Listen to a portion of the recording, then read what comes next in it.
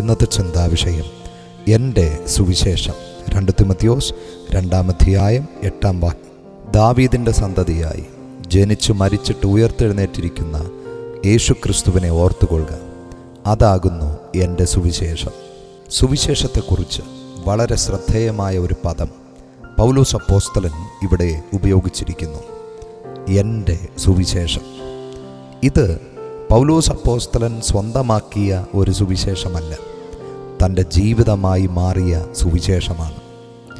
എൻ്റെ എന്നത് ഉടമസ്ഥതയല്ല, അനുഭവമാണ്.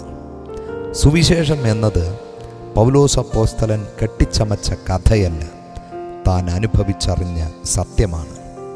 അതിനാലാണ് താൻ എൻ്റെ സുവിശേഷം എന്ന് പറഞ്ഞത്. ഇന്ന് അനേകർക്ക് സുവിശേഷം വേദിയിൽ നിൽക്കുമ്പോൾ മാത്രമാണ്, ജീവിതത്തിലല്ല. സുവിശേഷത്തിൻ്റെ കേന്ദ്രബിന്ദു ഒരു ഉപദേശമല്ല, ഒരു വ്യക്തിയാണ്.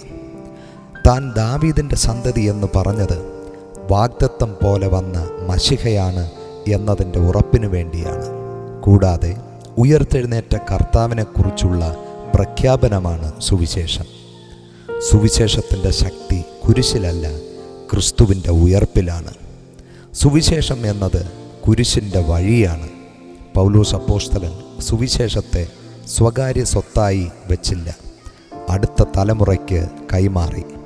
പ്രിയമുള്ളവരെ, സുവിശേഷം എന്നത് വായിക്കാനുള്ള വാചകങ്ങളോ പ്രസംഗിക്കാനുള്ള വിഷയമോ മാത്രമല്ല, ജീവിച്ച് കാണിക്കേണ്ട സത്യമാണ്.